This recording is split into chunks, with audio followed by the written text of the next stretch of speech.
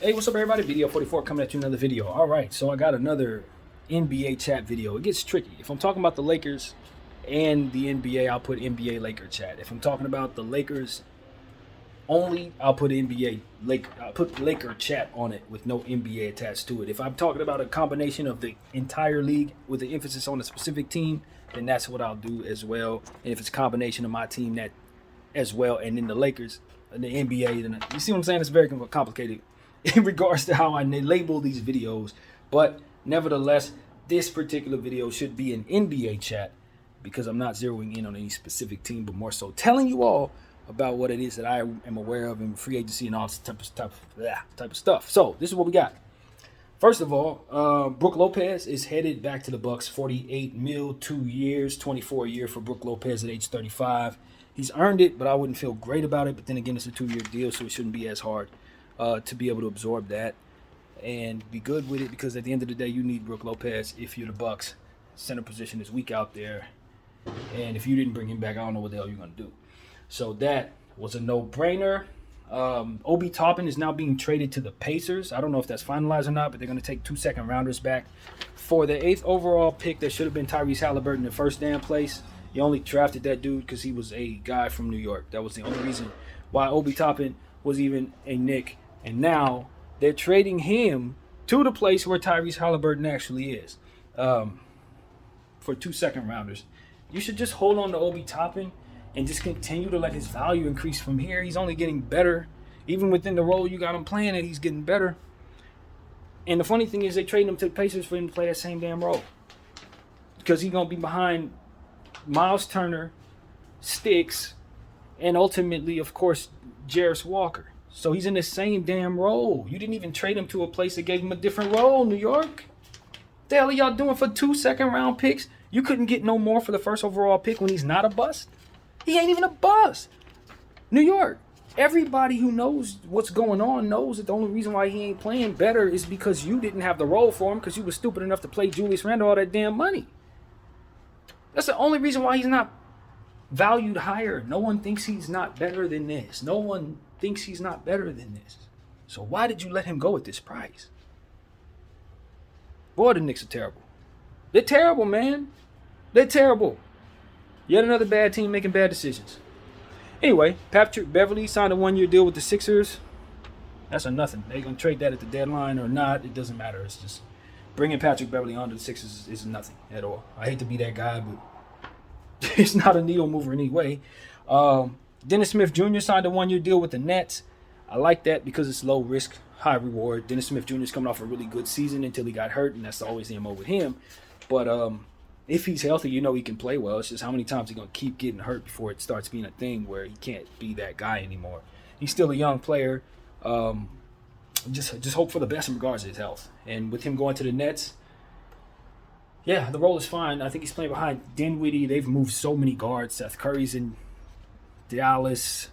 Harris is in Detroit. So they've moved some things around. Watanabe's in Phoenix. I don't know what's going to happen with Royce O'Neal. Ben Simmons still in place as a guard. So it's one of those situations where I say, yeah, Dennis Smith Jr. is going to get his opportunities as a backup guard to Spencer Dinwiddie and Ben Simmons. And I think Ben Simmons probably going to play some 4 or something like that. So, yeah, it's not the worst place in the world for Dennis Smith. We know Dennis Smith is a fantastic player. He just, again, health. All right. And Vince Sitkoff is the player that went to the Kings. 3-year deal, $20 million a year for, I think he was the EuroLeague MVP. I'm not certain, but that was the center I was trying to remember who he was earlier today, and I just didn't know his name. But the Kings got him on for a 3-year deal, replacing Neemias Queta, who I believe went to the Suns. I think that was Neemias Queta who went to the Suns. Let me make sure that wasn't the other center they have. Because let me make sure. Looking at these names. Whatever the case, Trey Lyles did go back to the Kings while we're sitting here waiting on me to figure this out. And, yeah, I don't know who the heck they signed. But they signed somebody at the center position, or they let a center go, rather. So I know they need to replace this guy. I think it was Neemias Queta going to Sacramento, but it might have been somebody else. One of them centers that they have with an African name went to the Kings. That I know. Went to the Suns. That much is certain. His African name He went to the Suns. Now they need Vincikov to come in and replace him. That's what's happening there. And of course, we got to mention LaMelo Ball coming up, man. Big baller brand. What we talking about? 260. 260 going into the Ballers pockets, man. Congratulations to the whole fam. Congratulations to the whole fam. You know I'm a fan of them. I've been a fan of theirs since well before them kids got into college. So to see Melo do this, when I remember seeing Melo walking around as a little chubby faced kid, I mean, this is a dream come true. This is what prayers are about, you know? This is what prayers are about. This is what you put all the work into that LeVar Ball was putting in. This is what you were praying for. What happened for your sons. And people making fun of his shoe deal. You know what I'm saying? Oh, he's trying to get his shoes going. Well, now he got, as a family, over $300 million to invest in his dreams. So that's what's real. That's what I want to say to all of y'all who want to talk crazy about the Ball family. With Lonzo's contract and LaMelo's contract, Big Baller Brand is wealthy. So that's what I want to say, man. Congratulations to them. I got a whole lot of love for those guys over there. All right. And so that's what it is, man. That's the news that I have thus far. I think there was another trade as well. Some type of trade that was added to Detroit's situation in regards to getting Monte Morris. I think some other stuff was attached to that trade. I didn't write it down. Forgive me. But that I do know Monte is headed to Detroit, and I think some other stuff is going there too. Going to be moving around another player. I thought something. I forgot what it was. But nevertheless, that's the news on the free agency tip. I just made a video on the Lakers, made a video on free agency earlier, made a video on free agency yesterday, talk about every single thing that has happened. Right now, we're waiting for big trades. Dame Lillard and James Harden. Last I checked, Dame Lillard had the Heat and the San Antonio Spurs and another undisclosed team. It was disclosed. It just wasn't. I forgot what it was. I think it was a Nets. That he expanded his list of teams that he would be willing to go to. So that gives Portland all the leverage in the world. We talked about that. Or more leverage, not all the leverage in the world, but a lot more than they had when he told everybody he want to go to the Heat only. That's not good for anybody in that situation. So that's on tab. And, of course, we still think that the the LA Clippers are going to try to get James Harden. In some miraculous way. I don't know how they're going to pull that off, but they're going to try. I just feel like there are going to be better packages to get for James Harden and than what the Clippers will likely be able to offer. But I don't know that the field is really in love with James Harden like maybe it is Dame Lillard. So that's the difference. James Harden's on a significantly different contract than Dame, but I do look at them as like if I don't get one, I could get the other. If I'm like Miami or something, maybe I'm considering that kind of thing. But, you know, I think James Harden's mindset is more so on headed back to L.A. to play for the Clippers. Now, I don't think the Lakers are involved in that in any way. We've done everything we need to do to kind of give ourselves flexibility. All of our players should be on contracts we like, playing up to values that we expect to be higher. I don't think mortgaging a third of that to bring in James Harden is going to particularly get us to a championship level, etc. I don't think anybody thinks that here. So I don't think the Lakers are in play for James Harden, even though I know he would probably love to be a Laker right now.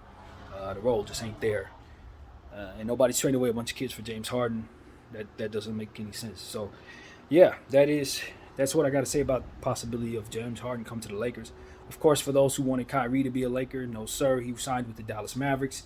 No surprise here. I told you I thought he would be one of the first people signed. I just didn't think any of that smoke was real in regards to whether or not the smoke and mirrors about the Phoenix Suns. I didn't think that was real. That wasn't real because Phoenix Suns didn't have the money to pay him, and he wasn't about to take no pay cut. It's not happening. So, in my mind, Kyrie signed a deal that I think he could be extremely happy with. The Mavericks can be happy with the deal as well. 3 years, 126. The damage ain't so bad. 3 years is not a bad commitment. 126 for what it is they have on their books is not bad. Like I told you guys yesterday, the Omax Prosper and Derek Lively draftings were good to me. I really like what they did there. If I could do anything for the Dallas Mavericks at this point, they did get off the Davis Bertans contract, brought back Rashad Holmes. It's almost like I want to trade Tim Hardaway. But then when I think about what I would need, it's Tim Hardaway. But I just think that contract could be moved for a better contract. but they probably still need the piece. Reggie Bullock, I can upgrade Reggie Bullock, man. I like Reggie. I had Reggie here as a Laker for a couple seconds. He's a good defensive player, but he's one of them shooters that can't shoot. You know what I mean? So it's like, just like we're talking about Max Strus. What am I going to get from you in the big game? Most of the time, not that thing. So that's why I'm moving on from Reggie Bullock. I just think that they could do better there. Turn him into something else. Slip Hardy and Green ahead of him, and you should be in real good shape. And that's another reason why I don't mind moving on from Tim Hardaway, because I do have Hardy and Green in the wing, who are good players who are probably going to need to be taking on bigger roles. So do I need Tim Hardaway at that price anymore? When I could turn him into something that gives me a bit more flexibility and probably still get some shooting with the piece that comes back with him? We got to shop him to find out. So for me, that's the next move for me in Dallas. Assessing if I can first move Reggie Bullock, because if I can move Reggie Bullock and upgrade him, I'm just going to do that, and I don't necessarily see the need to upgrade Tim Hardaway if I'm moving Reggie Bullock. I mean, Tim Hardaway gives me the flexibility. Reggie's got less damage on his contract, but I just don't think I need both of those pieces. Green and those guys taking bigger steps forward, plus Kyrie in the fold as well, taking even more shots away. So Tim Hardaway's a guy who's a high-risk player because he's always getting hurt on such a massive contract. Everybody always pays him. The Knicks paid him twice. And, of course, Dallas took on the contract, so and they paid him too. So it's like this dude has made all the money in the world, but is never quite who they need him to be. You know, he got paid when shooters were getting paid. So it's like at some point in time, you got to look at that contract and just kind of know with a little bit of an imagination that you can do a lot of things with that flexibility and still get those same shots from elsewhere. So that's what I would do if I'm Dallas. I'm moving him.